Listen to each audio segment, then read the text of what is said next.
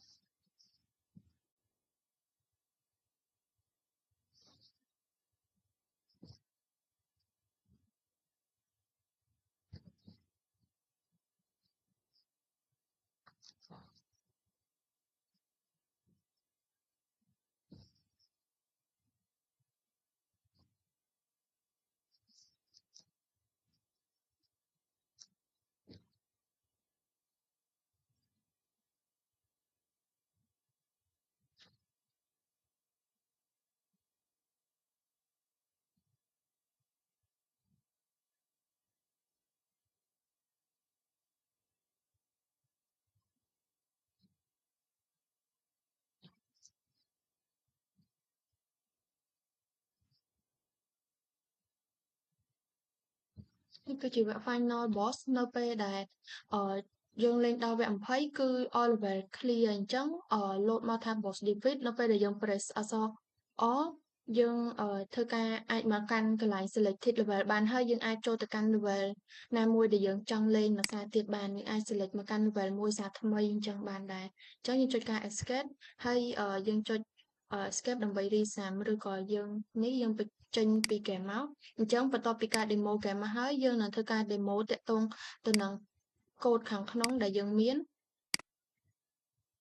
ដែលខ្ញុំនឹងធ្វើការចាប់ផ្ដើមបង្ហាញដំបូងគេទាក់ទងទៅនឹង file main.py ដែល file នេះគឺជា entry point របស់ project ទាំងមូលអញ្ចឹងនៅពេលដែល user run game Python វានឹងចាប់ផ្ដើម execute code ចេញពី file main.py ហ្នឹងមុនអញ្ចឹងអមដែលយើងមាន from game.game import game អញ្ចឹងត្រង់កន្លែងហ្នឹងគឺបន្ទាប់នេះគឺ import class game ពី fighter ពី file game.py ដែលជា main controller សម្រាប់គ្រប់គ្រង game ទាំងមូលហើយ game ស្មើgame ឡើងនេះគឺបន្ទាប់នេះគឺ create object មួយពី class game ដែលយើងមាន define main ហើយនៅក្នុងហ្នឹងគឺ game ស្មើ game ហ្នឹង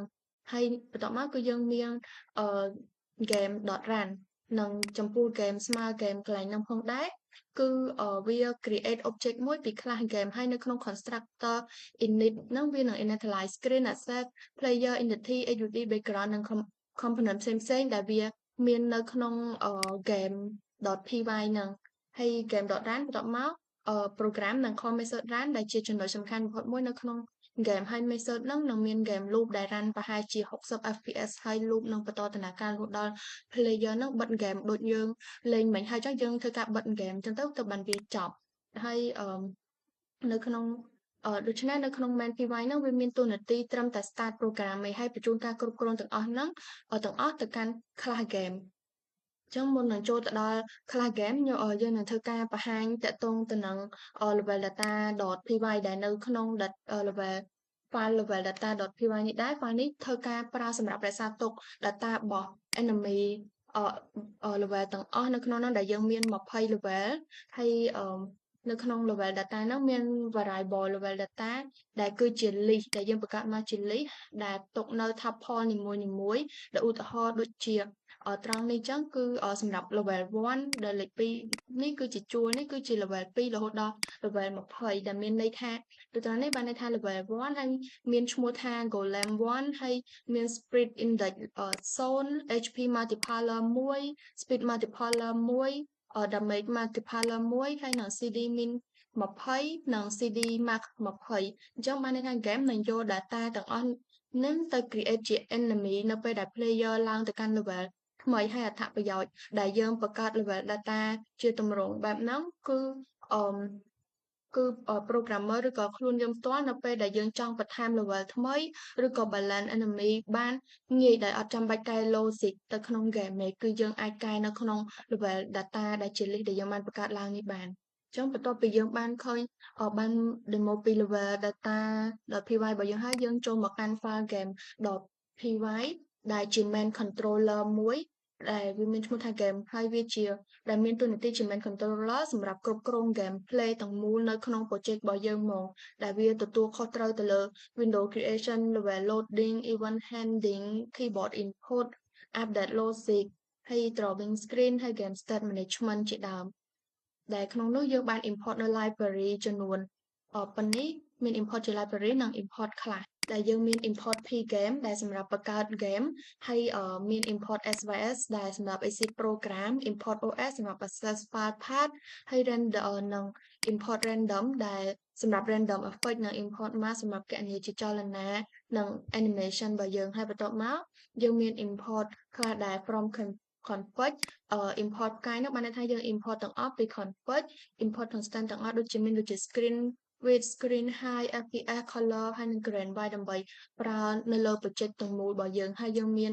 import នៅ class ផ្សេងទៀតដែលមានដូចជា core asset និង from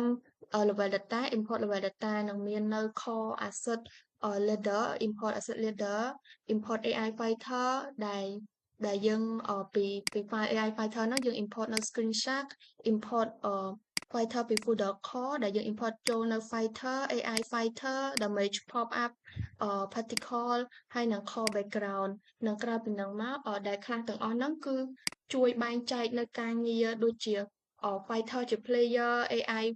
fighter ហ្នឹងជា enemy AI ដែលយើងបានបង្កើតឡើងមកនិង damage pop up ដែលជា damage number នៅពេលដែលវាយគ្នានិង background image ដែល background ពីក្រោយទៅតាម level ដែលយើង select ហើយនឹងមាននៅ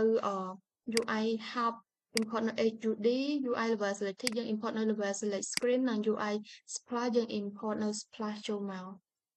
នឹងយើងបានបង្កើតនៅ class មួយដែលមានឈ្មោះថា game ដែលក្នុងនោះគឺយើងមាននៅ state ដែល state នីមួយៗតំណាងឲ្យ screen មួយបានន័យថាវានឹងបង្ហាញនៅពេលដែលយើងលេង game ថាយើងកំពុងតែឈរនៅកាន់ state មួយណាគឺយើងមាន S select បានន័យថាយើងកំពុងតែជ្រើសរើស level playing កំពុងលេង purse បានន័យថាយើង purse ហើយនឹង S win នេះបានន័យថាយើងឈ្នះហើយនឹង loss នេះចាញ់ហើយនឹង S victory ហ្នឹងបានន័យថាយើង clear ទាំង20 level ដូចយើង demo មិញអញ្ចឹងនៅពេលដែលយើងលេងដល់20 level ចប់គឺវា clear ទាំងអស់ហ្មងនឹងបន្ទាប់មកទៀតចូលមកបន្ទាប់ទៅនឹងdefine init គឺត្រង់កន្លែងហ្នឹងគឺ constructor នឹងធ្វើការconstructor នឹងធ្វើការ execute នៅពេលដែល create object game ហើយនៅទីនេះគឺ game នឹងធ្វើការ initialize នៅអ្វីៗទាំងអស់ដូចជា pgame.init initialize pgame ដោយយើងមានប្រើ try និង exception សម្រាប់ចាប់ error ហើយយើងមានsave.screen ត្រង់កន្លែងនេះគឺបានន័យថាយើងបង្កើតនៅបង្កើតនៅ game window មួយហើយមាននៅ pgame.display set caption ត្រង់កន្លែងនេះគឺជា caption ដែលយើងបានដាក់គឺ Viking Fighter 20 level ហើយដើម្បីដាក់ឈ្មោះឲ្យ window របស់យើងហើយ self.clock គឺប្រើសម្រាប់ control FPS FPS ហើយនឹង self current level 1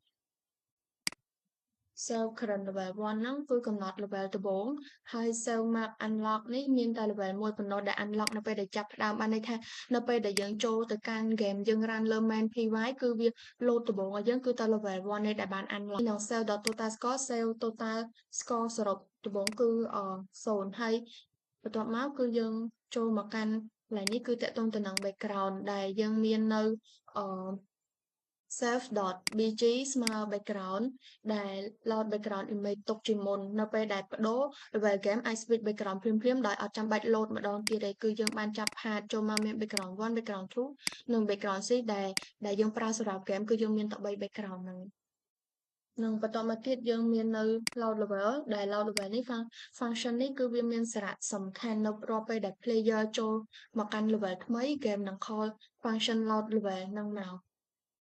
ដែលនៅក្នុង define function load level នេះដែរគឺយើងមាន self និង level ជា integer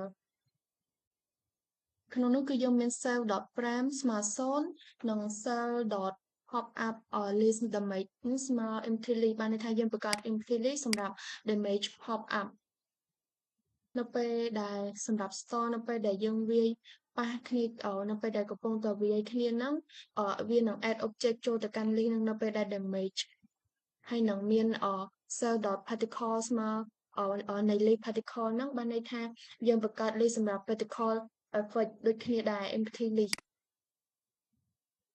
នឹងមាននៅ cell.player combo ស្មើ0 cell.player combo timer ស្មើ0ហើយត្រង់កន្លែងនេះគឺសម្រាប់ read level data ដែលយើងមាននៅ level index name spirit HP CD mark ដែលស្មើនឹង level data យក level ហ្នឹងដក1ដែលរាប់ដូចជា index យើងយកចំនួន current level ដក1ចេញនឹងមាននៅ p size 100 130ត្រង់កន្លែងហ្នឹងគឺបានន័យថាយើងកំណត់ size ទៅឲ្យ player spirit គឺយក width 100និង height 130ដែលគិតជា pixel ហើយមាន PD នៃ OFPath join យក asset player បានន័យថាយើងភ្ជាប់ asset player ទុកក្នុង variable PD ហើយយើងមាន self.player fighter គឺ x ស្មើ140 y ground y ដក130ហើយដាក់ឈ្មោះថា Viking ហើយ facing right ស្មើនឹង true បានដែលក្នុងនោះគឺយើងមាននៅ cell.player load script ដែលយើងមាននៅload ដូចជា ILTE walk jump punch kick did ហើយនឹង block ដែលយើងឲ្យសកម្មភាពហ្នឹងចាប់យកទៅលើរូបដូចជានៅពេល ILTE ឲ្យយក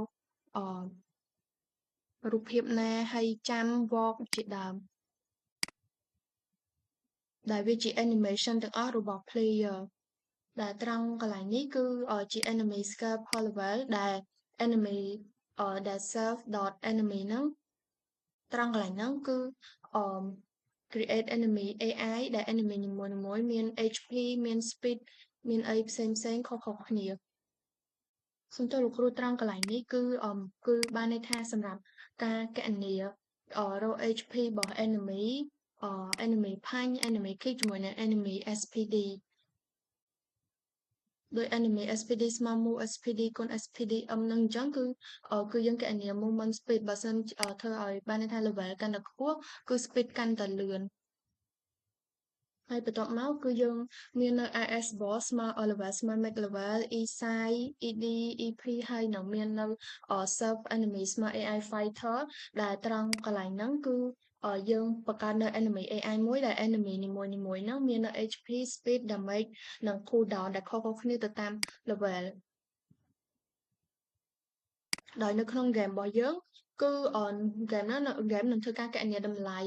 ទាំងនោះដោយប្រើ multiplier ពី level data បានដូច្នេះ level កាន់តែខ្ពស់ enemy គឺកាន់តែខ្លាំងតែម្ដងនិងបន្ទាប់មកគឺយើងមានការ from call order call យកពី file AI fighter យើង import នៅ AI fighter as AI ហើយយើងមាន self.enemy.losspread យើងមាន fighter I LDE walk jump punch kick dead block hurt turn rag និង striker ដែល size ស្មើ e size ហើយយើងមាន if boss បានន័យថា our boss extra visual វគ្គចុងក្រោយគឺយើងឲ្យ self enemy call ហ្នឹងមាន outline goal និង HP bar call ហ្នឹងពណ៌ស្វាយហើយ self hard ស្មើ HUD ដែលត្រង់កន្លែង self hard ស្មើ HUD នេះគឺHUD នឹងបង្ហាញនៅ HP timer level ទៅលើ screen ហើយនឹងមាន cell.level object load ស្មើនឹង true ដែលចំពោះ default function event self របស់យើងដែរគឺ function ហ្នឹងនឹង handle ទៅលើ event ទាំងអស់ឧទាហរណ៍ដូចជា pgame.create ដែលសម្រាប់ការបិទ game ជាដើមហើយមានដូចជាESC ដែលធ្វើការ post game យើងនៅចុចទៅលើប៊ូតុង escape សម្រាប់ការចុចទៅលើ next level retry ឬក៏ return menu អាស្រ័យទៅលើ current state របស់យើងហើយទៅនឹង F សម្រាប់ការ punch ចុចទៅលើ key G និងដើម្បីធ្វើការ kick ជាដើមនិងបន្ទាប់មកទៀតយើងចូលដល់ define function help key self ដែលត្រង់កន្លែងហ្នឹងគឺ function ហ្នឹងនឹងធ្វើការ check ទៅលើ keyboard ដែល user យើងហ្នឹងកំពុងតែចាប់បើសិនបើយើងចុចទៅលើប៊ូតុង A វានឹងធ្វើការ move left បានន័យថាដើរថយក្រោយចុចប៊ូតុង D វាដើរទៅមុខ move right ហើយទៅនឹង W ធ្វើការចាំឲ្យ player ហ្នឹង load ហើយនឹង S ដើម្បីធ្វើការ block ហើយវាត្រូវបាន execute រាល់ frame ហ្មងដែល frame របស់យើងគឺស្មើ60 fps ដែល define function បន្ទាប់គឺ define function update ដែលចំពោះ define function update នេះផងដែរ function ហ្នឹងគឺជា logic សំខាន់មួយនៅក្នុង game របស់យើងដែលរាល់ frame game នឹង call function ហ្នឹងមកហៅដើម្បីធ្វើការ update នៅពេលដំណើរការគ្រប់ពេលហើយ cell frame cell frame របស់យើងគឺ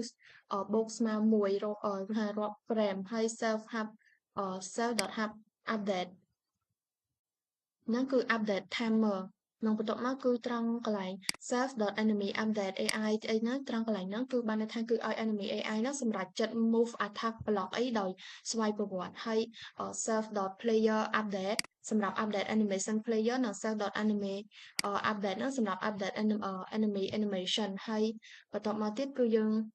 មាននៅcollision detection ដែលជាត្រង់កន្លែងនេះគឺ DMG ស្មើ attacker take hit គឺបណ្ឌិតថា attack ប៉ះអត់បើសិនជា attack ប៉ះវានឹង HP វានឹងថយហើយ damage pop up ហើយ particle effect នឹងបង្ហាញភ្លាមនៅពេលដែល player មួយ enemy ហ្នឹងវាប្រទះគ្នាហើយបន្ទាប់មកគឺយើងមាននៅcheck round in self check round in ដែល function នេះ check ថា round ហ្នឹងចប់នៅបើសិនជា enemy dead player អ្នកឈ្នះបើ player dead enemy អ្នកឈ្នះហើយបើ time up នៅពេលដែលអស់ម៉ោងហើយរកអ្នកឈ្នះអត់ឃើញទេ game ហ្នឹងនឹង compare HP ទាំងពីរ HP របស់ឈាមរបស់អ្នកគេនៅច្រើនជាងនឹងឈ្នះបើឈ្នះ game ហ្នឹងនឹង unlock នៅលើ level ថ្មីរហូតដល់ level 20ហើយ game នឹងចូលទៅដល់Victor victory screen ដែលជា vector ចុងក្រោយហើយបន្ទាប់មកយើងមាន define draw ដែល define draw កន្លែងហ្នឹងដែរគឺ function ហ្នឹងនឹង draw នៅ object ទាំងអស់ទៅលើ screen ដែលតាមលំដាប់គឺ background particle enemy player ដើម្បី pop up AUD post overlay និង win loss screen ហើយចុងក្រោយគឺ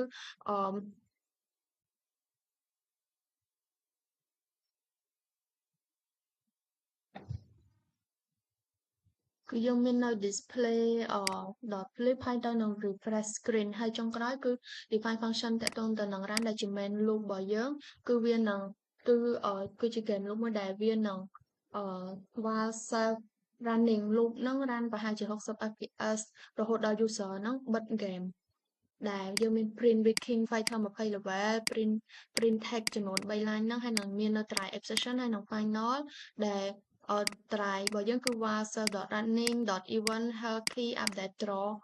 .clock tick ហើយនឹង print មកនៅក្នុង exception បើសិនជាមាន error វានឹងចាប់ error ហ្នឹងមកហើយនឹង rest ហើយ finally គឺ pgame.quit ហើយ as always exit បន្ទាប់ពី game.py ហើយយើងនឹងចូលមកកាន់ entity.py ដែលនៅក្នុង entity.py នេះផងដែរ file នេះគឺជា base class ឬក៏ parent class សម្រាប់ object ទាំងអស់នៅក្នុង game ដែលវាមានតួនាទីផ្ដល់នូវ attribute function មូលដ្ឋានដែលជា character ផ្សេងៗដែលយើងអាចប្រើរួមគ្នាដូចជា player និង enemy ដែលយើងមាន import នៅ pgame ហើយនឹង from config import នៅ screen width ហើយនៅដែលត្រង់នៅកន្លែងហ្នឹងគឺ program នឹង import នៅ pgame សម្រាប់ប្រើ rect object និង import screen width ពី config.py ដើម្បីកំណត់ព្រំដែន screen ហើយយើងមាន class entity ដែល entity នេះគឺជា base class ហើយនៅក្នុងនឹងដែរគឺនៅក្នុង OOP ហ្នឹង base class ហ្នឹងគឺរក្សានៅ property និង method ដែល object ជាច្រើនប្រើដូចគ្នាដែលនៅក្នុង project នេះគឺ project fighter របស់យើងហ្នឹងគឺ AI fighter អាច inherit ពី class entity ហ្នឹងដើម្បីកុំឲ្យទៅសេកូដដដែលបានដែលយើងមាន constructor init ដែល constructor init នេះគឺយើង execute នៅពេលដែល create object ថ្មីដែល parameter ដែលយើងមានដូចជា x width y x y w h ដែលជា position x position y position នឹង width និង height ហើយ self.vx vy និង align small true ដែលយើងនឹងរក្សាទុក position របស់ object ជា float ហើយការប្រើ float ហ្នឹងធ្វើឲ្យ moment រលូនជាង integer ព្រោះវាអាចផ្លាស់ប្ដូរទីបានជាចំនួន 2CPS វាអត់ជាចំនួនគត់មកអញ្ចឹងវាលម្អិតជាងប្រើ integer យើងមាន property rect ហើយមាន define function rect នៃ cell function ហ្នឹងគឺយើងធ្វើការ return នៅ pgame.read វិញគឺ return នៅ pgame.read ហ្នឹងដូចជា integer នៃ cell.x integer នៃ cell.y self.w self នៃ h ដែលវាបង្កើតនៅ rectangle មួយដែលប្រើ x y width និង height នឹងឯង default function claim នៃ self កន្លែងហ្នឹងគឺ function ហ្នឹងប្រើសម្រាប់កំណត់ឲ្យ character នៅពេលដើរចេញទៅក្រៅ screen បានន័យថាយើងយក self.x ហ្នឹងស្មើមក0 min នៃ self.x screen w width ដក self នៃ width វិញហើយគឺយើងកំណត់ថាបើសិនជា x ហ្នឹងតូចជាង0យើងកំណត់វាធំតែជា0ហើយបើវាធំជាងទំហំរបស់ screen width របស់យើងកំណត់ធំ game screen អញ្ចឹងបានដូច្នេះ character គឺអាចដើរចេញក្រៅ screen បានហើយពួកអីយើងកំណត់បើវាតូចជាង0នេះគឺយកធំ0បើវាហួស width ឲ្យយកធំ game របស់ width យកមកហើយយើងមាន define function draw ដែល define function ហ្នឹងគឺអត់ទាន់មាន implementation ទេដែលវាគ្រាន់តែជា method template សម្រាប់ class កូនដែលយកទៅ override ដែលដូចជា fighter.draw ឬក៏ AI fighter.draw ដែលនឹងសរសេរកូដផ្ទាល់ខ្លួនសម្រាប់ draw script លើ screen បានដែលវាជា concept មួយដែលយើងយកមកពី polymorphism នៅក្នុង OOP ចុះបន្ទាប់ពី entity.py ហើយយើងចូលមកកាន់ file មួយទៀតគឺនិយាយអំពី fighter.py ដែលនៅក្នុង fighter.py នេះផងដែរគឺយើងបាន import នៅpy game import config from config import all ហើយ entity import នៅ entity asset.leader import នៅ asset.leader យើងបានប្រើប្រាស់ដែលយើងបានបង្កើតមកនៅ class fighter entity ដែលយើងប្រើ OOP inherited ដែល fighter inherit ពី entity ដែលជា class មុនហ្នឹងដែលជា file មុនហ្នឹងដែលយើងបានបង្កើតឡើងមកដែលមានន័យថា fighter ទទួលបាននៅ position អា VHVY ហ្នឹងហើយ rank ហើយនឹង claim ពី entity មកដែលយើងមាន IDLE IDLE ហើយ walk ចាំគឺជាអានេះគឺជា character state ដែលយើងបានបង្កើតឡើងមកដែល variable ទាំងអស់នោះតំណាងឲ្យ character state របស់ fighter ដែលជា player របស់យើងហ្នឹងដែលមានដូចជាឈរដើរលោតដាល់ទាត់ការពារហើយទៅនឹងស្លាប់ជាដើម game នឹងធ្វើការបដូរ animation អាស្រ័យទៅលើ state ទាំងអស់នេះដែរហើយយើងមាននៅ constructor init define function init ដែល constructor នេះគឺ execute នៅពេលដែល create fighter object ហើយវាទទួលបាន parameter ដូចជា x y name facing right mark HP punch damage kick damage ហើយទៅនឹង move SPD បន្ទាប់មកទៀតគឺយើងមាននៅ define function load speed ដែលជា function load animation frame ទាំងអស់ដែល animation នីមួយៗហ្នឹងនឹងធ្វើការដែលវា animation នីមួយៗហ្នឹងមានរូបភាពច្រើន frame ហើយ game នឹងផ្លាស់ប្ដូរ frame ទាំងហ្នឹងដើម្បីបង្កើតជាចលនា animation ហើយនៅក្នុង define function load speed speed ហ្នឹងយើងបានប្រើប្រាស់នៅ try exception ដើម្បីធ្វើការចាប់យក error ដូចគ្នានៅពេលដែលដំណើរការសម្រាប់ post state path in spirit image item ហើយយើងចាប់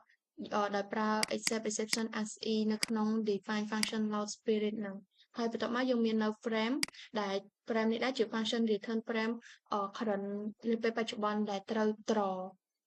បើមិនមាន spirit ទេ game នឹង create rectangle មួយមកចំនួនហើយ game ហ្នឹងអត់មិន crash ទោះ image បានបាត់បង់ក៏ដោយដែលយើងបានប្រើ if not sf ហើយយើង return មកវិញអញ្ចឹងបន្ទាប់មកយើងមាននៅ define function advanced animation នេះគឺ function ហ្នឹងធ្វើការ update នៅ animation សម្រាប់ធ្វើការ update នៅ animation frame ហើយយើងមាននៅ define function move left សម្រាប់ឲ្យ character ជា movement សម្រាប់ឲ្យនិយាយទៅនៅក្នុង movement ហ្នឹងគឺយើងមាន define function ចំនួន1 2 3 4 5ដែលយើងមាន move left សម្រាប់ឲ្យការដើរផ្លាស់ទីទៅខាងឆ្វេងហើយទៅនឹង move right សម្រាប់ឲ្យផ្លាស់ទីទៅខាងស្ដាំហើយ stop move បានន័យថាពេលយើងលេងចុចទៅ keyboard វាទៅនឹងខ្លះទៅជា0ហើយ start ត្រឡប់ទៅ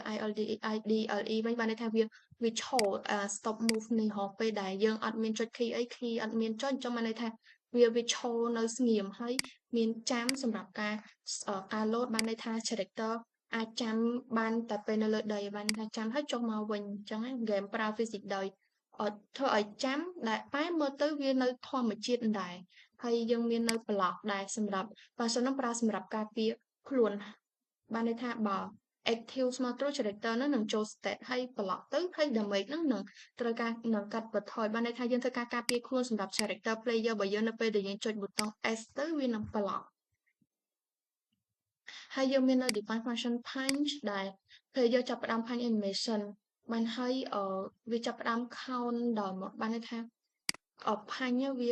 វានេះហើយបន្ទាប់មកមាន define kick សម្រាប់ការវាយទៅលើ enemy ដូចគ្នា physics របស់ punch ជាមួយនឹង kick ហ្នឹងគឺវាដូចគ្នាប៉ុន្តែវាលក្ខណៈ damage ហ្នឹងគឺខុសគ្នាគឺពេលយើងប្រើ punch នៅពេលដែលយើងចុចប៊ូតុង F punch ទៅគឺយើងវាយទៅលើ enemy ទៅគឺវាថយតិចតែ damage វាកាត់តិចជាងតែបើយើងប្រើ kick ដែលប៊ូតុង G នៅពេលដែលយើងវាយទៅ damage ហ្នឹងមាន damage ខ្ពស់ជាងវាមានកម្លាំងវាយខ្លាំងជាងវាកាត់បន្ថយឈាមរបស់ enemy ច្រើនជាងហើយយើងមាននៅ take damage ហ្នឹងគឺ function ហ្នឹងគឺធ្វើការ execute នៅពេលដែល character បើយើងនឹងរង attack មកយើងត្រូវបានគេវាយមកអញ្ចឹងបើ character កំពុងតែ block ទៅវានឹងកាត់បន្ថយ damage ឧទាហរណ៍ attack 20អញ្ចឹង block អាចនៅសល់ឲ្យនៅសល់ damage តែ5ឬក៏10អាការរងការវាយរបស់គេមកដែលយើងបានប្រើ try exception ហើយក្នុងនោះយើងមាន if សរសេរលក្ខខណ្ឌក្នុងការគណនាផ្សេងៗនៅខាងក្នុងនោះហើយយើងមានមាន in range ដែល in range function ហ្នឹងសម្រាប់ការ check ចម្ងាយរវាង fighter រវាង player ទាំងពីរហ្នឹងថានៅក្នុង attack range ដែល character អាចវាយបានហើយមាននៅ check hit ដែល check hit នេះ function ហ្នឹងធ្វើការវាជា collision detection សម្រាប់ attack មួយដែល game check ថាយើងកំពុង punch ឬក៏ kick active frame mode ហើយ enemy ហ្នឹងនៅក្នុង rank អត់បើប៉ិត game នឹង call នៅ take damage ដែលនឹង call ហៅនៅ take damage យកមកនឹង call ហៅនៅ take damage ដើម្បីកាត់ HP enemy ហើយយើងមាននៅ update ដែល update នេះជា function ដែល run រាល់ frame ដូចការ player ដូច game.py ដូចគ្នាដែរគឺ update ហ្នឹងគឺវា run គ្រប់ frame ដែលពេលដែលយើងដើរគឺវាដើម្បី update ថាឲ្យការដំណើរការរបស់យើងនោះ smooth ហើយវាមានដំណើរការ update ទៅលើ fighter របស់យើង game របស់យើងមើលទៅរស់រវើករហូតដើម្បីធ្វើកុំឲ្យនិយាយទៅគឺ update ហ្នឹងវា update នៅ position ដើម្បីឲ្យ character ដើរកុំឲ្យ character ហ្នឹងដើរចេញទៅក្រៅ screen មាននៅ gravity ទៅឲ្យ character ហ្នឹងធ្លាក់ចុះហើយground detection បើប៉ះដីហើយវាវាយត្រូវស្មើ0វា update on ground ស្មើ true attack timer នៅពេលដែល timer អស់ state ត្រឡប់ទៅ IDLE វិញហើយធ្វើឲ្យ character ឈប់យឺតមើលទៅវា smooth ហ្មងហើយបន្ទាប់ពីហ្នឹងមកគឺយើងមាននៅ draw ដែល draw ហ្នឹងដែរវាជា function function ហ្នឹងគឺ draw character ទៅលើ screen វាមាន current frame ស្មើ frame យក animation frame ហ្នឹងស្មើនឹង current ហើយ flip split ហ្នឹងបានន័យថាបើ character បែរទៅឆ្វេងពី game ដល់ transform ដល់ flip ហ្នឹងនឹងបច្ច្រាយរូបភាពហើយនិយាយទៅគឺត្រង់កន្លែងហ្នឹងវាបានន័យថាយើង flip character បានណាហើយមាននៅ shadow game គូ shadow ក្រោម character ហើយទៅមាននៅcharacter split attack flash block sheet ហើយ name tag ចុងក្រោយហ្នឹងគឺគេgame draw ដែលឈ្មោះ character ពីលើ split ដែលវាជួយឲ្យយើងស្គាល់ថាស្គាល់ character បានងាយ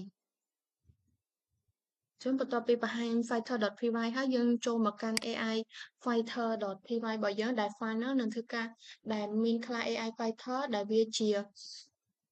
និយាយទៅនៅក្នុង AI fighter ហ្នឹងគឺយើង import random mass pgame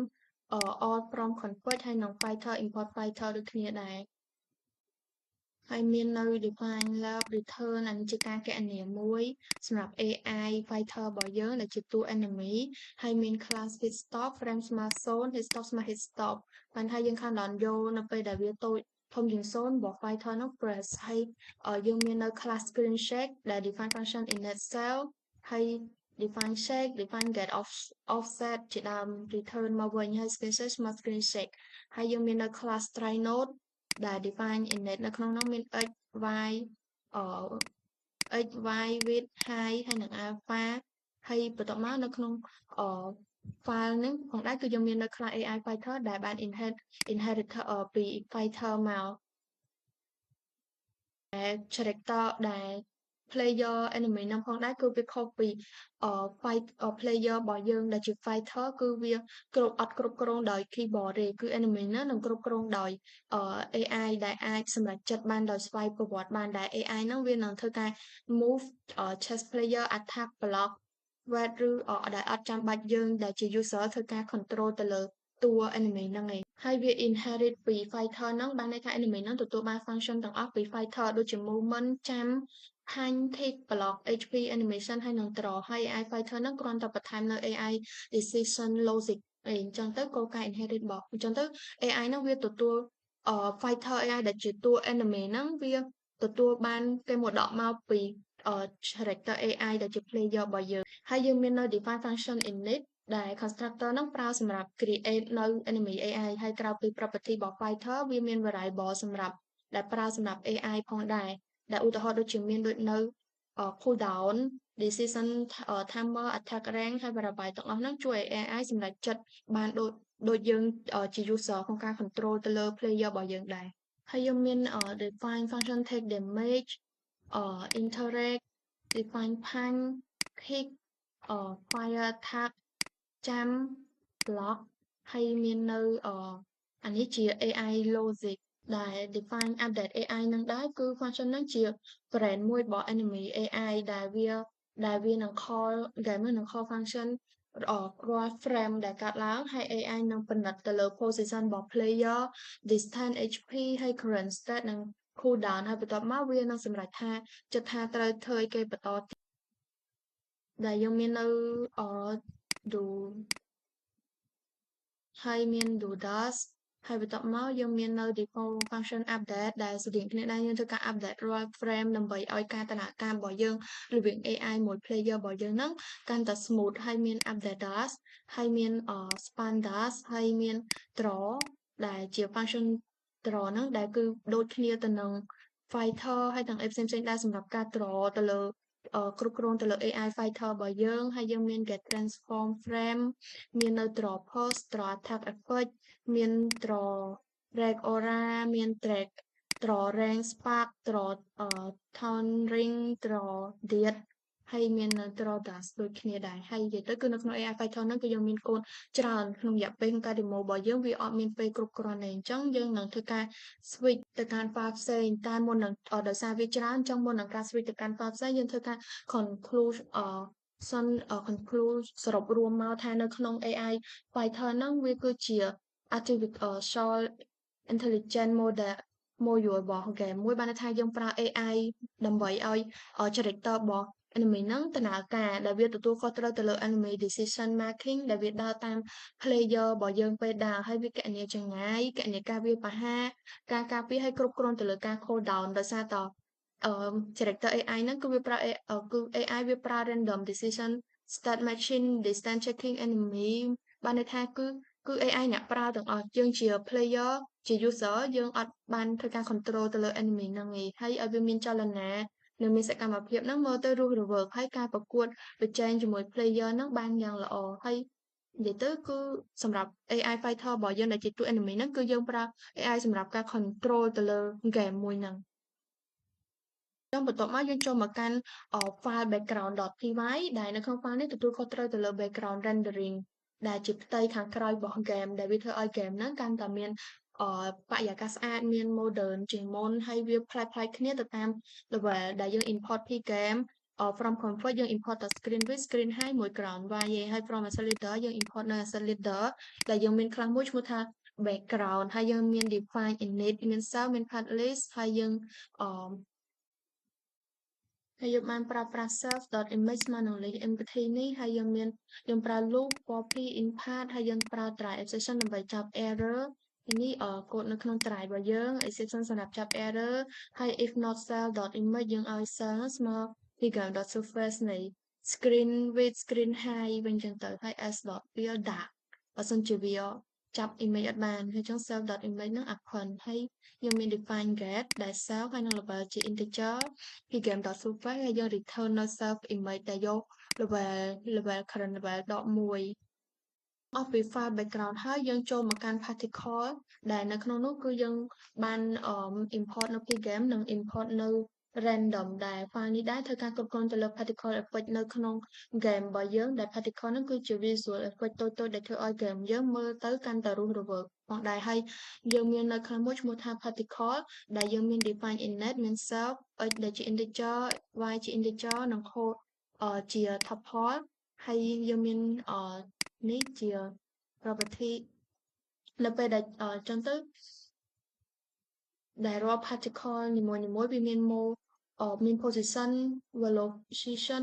lifetime ហើយ alpha ហើយនឹងមាន size ហើយយើងមាន define update ដែល function ហ្នឹងធ្វើការ update ទៅលើយកដោយ x បូកស្មើនឹង vx y vy បូកស្មើ 0.4 ហើយ y បូកស្មើ self.y line ដក1ស្មើ line ដកស្មើ1 self.r ស្មើ merge នៃមួយដែលធ្វើឲ្យ particle ហ្នឹងហោះនឹងបាត់បន្តិចម្ដងកន្លែងត្រង់ alpha ត្រង់កន្លែងនេះហើយយើងមាន default function draw define function draw ដែល draw ហ្នឹងមាន cell និង surface ដែលគូ particle ទៅលើ screen ហើយពេល lifetime off particle នឹង delete ចេញពី memory ហ្មងអញ្ចឹង conclusion សរុបរួមទៅលើ file នេះវិញគឺ particle py ហ្នឹងវាជួយបង្កើតនៅ visual effect ដូចជា dust និង heat effect ដែលធ្វើឲ្យ animation នៅក្នុង game ហ្នឹងមើលទៅឃើញថា smooth ហើយវាមានភាពរស់រវើកយើងចូលមកកាន់ file ដែល pop up វិញគឺចំពោះ file នេះដែរយើង import នៅ pgame ហើយយើង from asset leader import នៅ asset loader ហើយ from config យើង import នៅ yellow ហើយយើង file ហ្នឹងគឺធ្វើការគ្រប់គ្រងតាក់ទងទៅនឹង floating damage text ដែលបង្ហាញនៅពេលដែល character ហ្នឹងរងការ damage មកឲ្យបង្ហាញអីគេនៅពេលដែលយើង រងការវាយប្រហារមកអញ្ចឹងណាយើងមាននៅខ្លះមួយឈ្មោះ damage pop up ដែលយើងមាននៅ default function init មាន x y amount ជា integer code ជា tuple ដែលស្មើនឹង yellow ហើយនៅឧទាហរណ៍គឺនៅពេលដែល player វាយ enemy screen នឹងបង្ហាញឧទាហរណ៍ថាយើងវាយទៅលើ enemy ទៅដកម្ដងដកឈាម10ម្ដងដកឈាម25អញ្ចឹងឲ្យវា show កន្លែងហ្នឹងឯងជា damage pop up អញ្ចឹង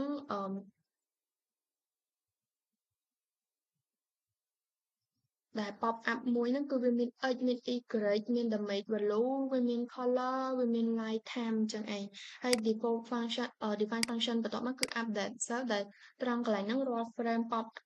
up នឹងយកនៅ y ដកស្មើនឹង 1.4 បានន័យថា y ដកស្មើនឹង speed ហើយ alpha ដកស្មើនឹង fat ដែលដកស្មើ1ហើយដូច្នេះ text នឹងឡើងទៅលើហើយ fat ចេញបន្តិចម្ដងបានន័យថាវាលោតឡើង text នៅលើនឹងហើយវានឹងអាសាត់បាត់ម្ដងបន្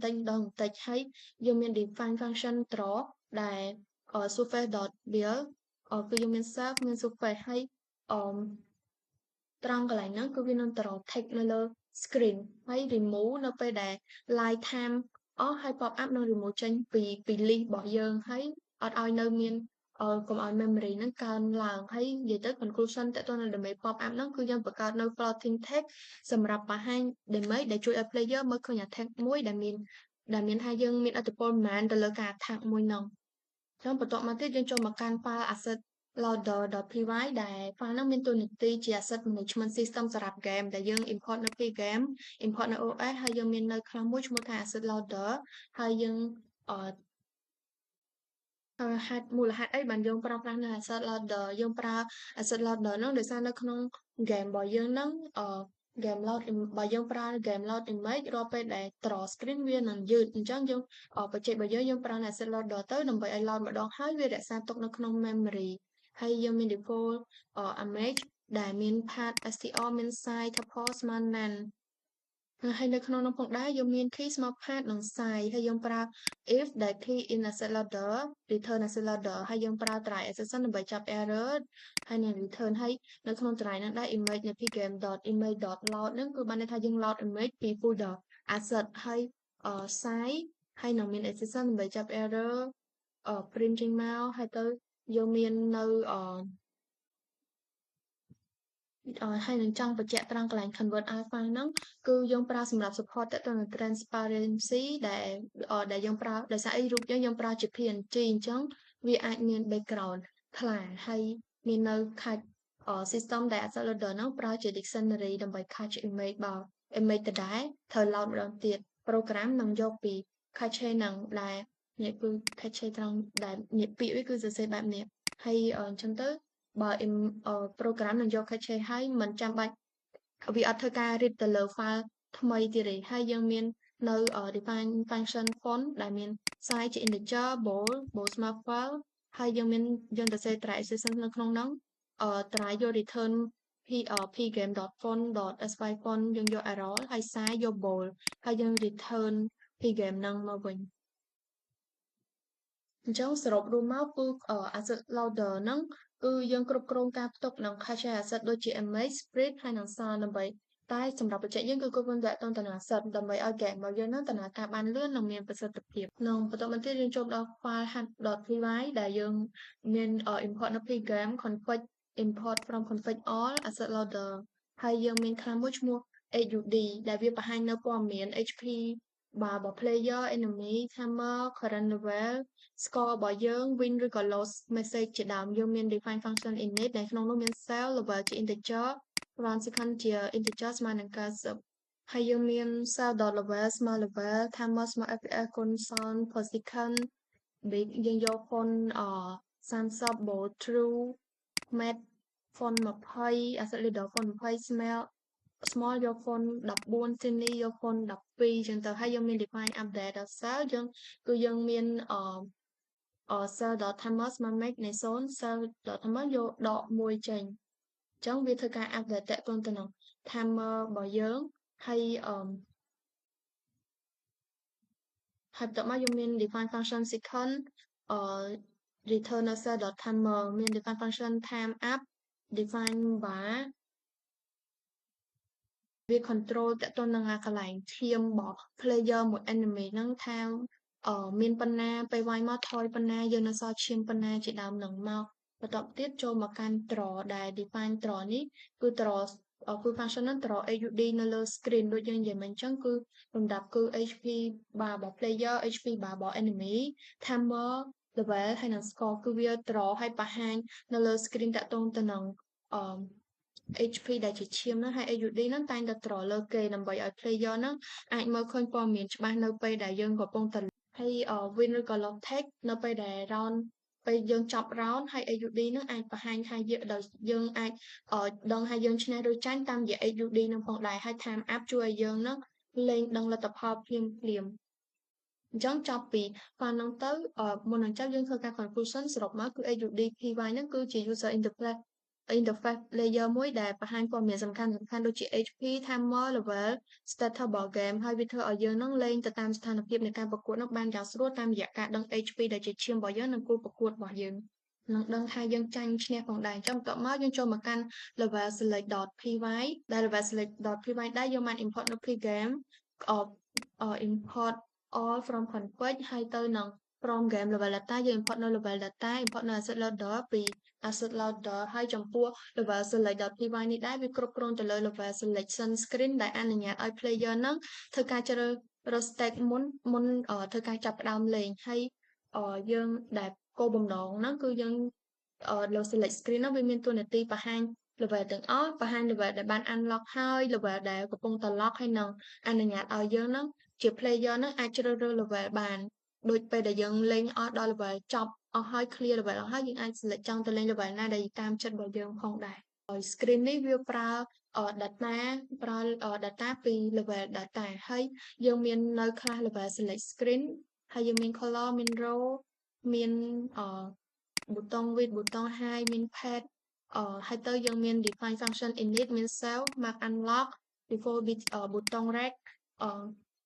ហើយបន្ទាប់មកយើងមាន default define function handle event យើងមាន draw ដែល draw ហ្នឹងវាមានតួនាទី draw នៅ background level ប៊ូតុងរបស់យើងមាននៅ lock icon មាន current selection ហើយ title ដើម្បីបង្ហាញនៅលើ screen ហ្នឹងផងដែរហើយ level ដែលកំពុង select ហ្នឹងអាច highlight ដោយពណ៌ផ្សេងតាមដែលយើងចង់ design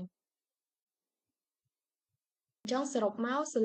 level select ហ្នឹងមានតួនាទីគ្រប់គ្រងទៅលើ level selection interface ហើយវាបង្ហាញ level ទាំងអស់ដែលគ្រប់គ្រង unlock system ហើយទទួល input ពី player បានហើយបញ្ជូន level ដែលបានជ្រើសរើសហ្នឹងទៅកាន់ game.py ដើម្បីចាប់ផ្ដើម game play ហើយ file ហ្នឹងនឹងធ្វើឲ្យការប្រើប្រាស់ game ហ្នឹងមានភាពងាយស្រួលនិងមានបទពិសោធន៍ល្អសម្រាប់យើងអ្នកលេងផ្ទាល់ដែរបន្ទាប់មកយើងចូលមកកាន់ splash.py ដែលនៅក្នុង splash.py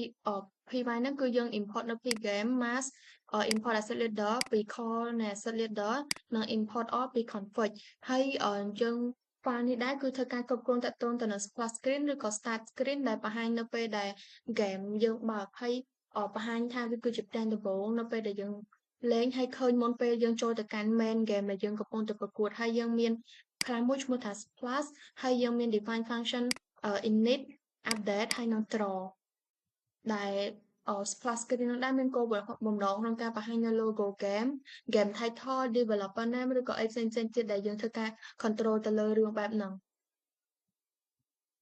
ដែលសរុបមកគឺ splash.py ហ្នឹងវាមានតួនាទីបង្កើតនៅ splash screen interface ហើយវាបង្ហាញ logo ឬ title របស់ game ដែលយើងកំពុងតែ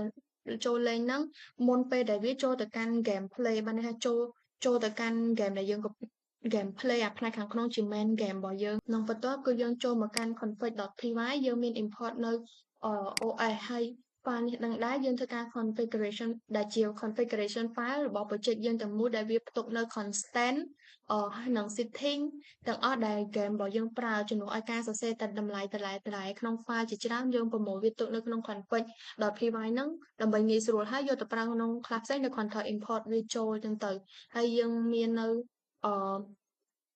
screen configuration ដែលនៅក្នុង file ហ្នឹងមាន constant ដូចជា screen width screen height ហើយយើងប្រើសម្រាប់កំណត់នៅ width របស់ window height របស់ window ដើម្បីផ្សោតនៅ interface ដែលយើងចុចចូលទៅលេង game ហើយឧទាហរណ៍របស់យើងគឺយើងយក1000និង508ហើយមាននៅ FPS ដែលមានន័យថា frame per second គឺយើងយក60ហើយវាកំណត់នៅល្បឿន update របស់ game បានន័យថាវា update 60 ដងក្នុងពេលរយៈពេល1វិនាទីហើយយើងមាននៅ gravity ដែល constant នេះយើងប្រើនៅ physics ដែលពេល character ចាំ gravity ហ្នឹងនឹងទាញយក character ចុះមកដីវិញដែលធ្វើឲ្យការ load របស់យើងហ្នឹងមើលទៅធម្មជាតិបានថាយើង load ចុះហើយវាចុះមកនៅលើដីវិញដែលយើងយកវាស្មើ 0.75 ហើយយើងមាន crown y ស្មើ440មាននៅ max level ស្មើ20បានន័យថាយើងមាន max level ច្រើនបំផុតគឺ20ហើយទៅយើងមានbase HP ស្មើ100 base punch ស្មើ9ហើយទៅយើងមាននៅbase kick 15 block factor 0.2ចាំដល់17 move SPD 5 attack rank 120ហើយទៅនឹង attack frame 22ហើយយើងក៏មាននៅ color constant ផងដែរដែលឧទាហរណ៍ដូចជា white black red green blue yellow orange purple cyan gray dark ហើយនិង gold ដែលជាពណ៌ដែលយើងយកមកប្រើហើយយើងបាន store វាទុកនៅក្នុង config ហើយនឹងមាន path ដែលមាន here ហ្នឹងគឺ ស្មើនឹង os path ដែលជា file ដែលយើងអាចកំណត់ path បានគឺយើងមាននៅយើងចាប់យក here ជា path បច្ចុប្បន្នហើយទៅនឹង asset សម្រាប់ការចាប់យក asset បានន័យថាយក file ដែលយើងឈរនៅលើ main ហ្នឹងហើយ asset ដែលជា folder បន្ទាប់ដែលជា path នៅក្នុងនឹង the same path ដូចគ្នាអញ្ចឹងសរុបមកការប្រើ config.py របស់យើងហ្នឹងជា central configuration file របស់ project វាផ្ទុកនឹងនៅ constant setting សំខាន់ហើយមាននៅ screen size ហើយ FPS FPS gravity ចាំហើយនឹងអីផ្សេងទៀតមាននៅ color និង asset path ជាដើមដែលការបែងចែកនៅ configuration ហ្នឹងចេញពី game logic ដែលវាធ្វើឲ្យកូដរបស់យើងស្រួលមើលហើយចឹងដែរសរុបមកគឺការបកស្រាយកូដរបស់ project របស់ខ្ញុំបានដល់ទីបញ្ចប់ហើយយើងនឹងដែលវាមាន structure បែបនេះនៅក្នុង folder Python game របស់យើងមាននៅ asset ហើយយើងមាន core យើងមាន file ក្នុងប៉ុណ្នេះនៅក្នុងហ្នឹងយើងមាន game យើងមាន UI មាន config.py ដែលយើងទៅបញ្ចូលមិញនិងមាននៅ main.py ដែលជា file main សម្រាប់ការ run ហើយទៅនឹងមានfile សម្រាប់ដែលយើងបានគូ enemy និង player ហើយនឹង asset នេះសម្រាប់ការ export ចេញមកជា PNG របស់យើងសម្រាប់ការប្រើប្រាស់សម្រាប់ game អញ្ចឹងការបកស្រាយរបស់ខ្ញុំបានដល់ទីបញ្ចប់សូមអរគុណលោកគ្រូនិងខន្តីអភ័យទោសចំពោះការ record មានរយៈពេលវែងពេកអរគុណលោកគ្រូ